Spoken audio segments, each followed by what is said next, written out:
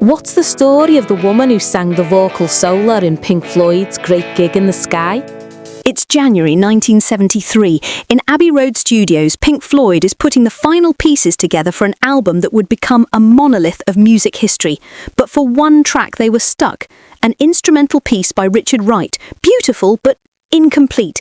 It needed a voice, but there were no words, no melody, just a feeling, a question hanging in the studio air. Who shall we get to sing this?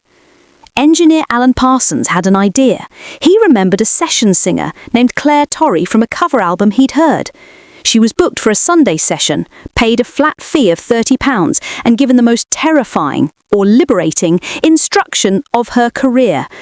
We've got no words, no melody, just see what you can do. And what she did in just a couple of hours would become one of the most iconic vocal performances in rock history. Without a single word, Clare Torry channeled the entire human experience, ecstasy, terror, grief, and transcendence, into a raw, improvised wail that lifted the song to celestial heights. Critics called it the pea soup of the track. Rolling Stone readers would later vote it the second greatest rock vocal of all time, beaten only by Bohemian Rhapsody. All for the best £30 Pink Floyd ever spent. But this is where our story takes a turn. For decades, Clare Torry was a footnote. The session singer paid £30 for a Sunday's work. But as The Dark Side of the Moon sold tens of millions of copies, a question began to form. Was she just a singer, or was she a co-composer? In 2004, she sued.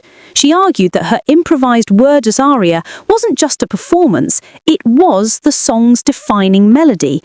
It was the heart of The Great Gig in the Sky. The result? An out-of-court settlement in her favour. And from 2005 onward, every copy of The Dark Side of the Moon carries a new, crucial credit in the liner notes. Vocal composition by Clare Torry. So the next time you hear that voice, that wordless emotional torrent, remember Clare Torry. Remember the session singer who in half a day, with no map and no instructions, didn't just sing a song, she composed a soul. And finally, decades later, she was credited for the masterpiece she helped create.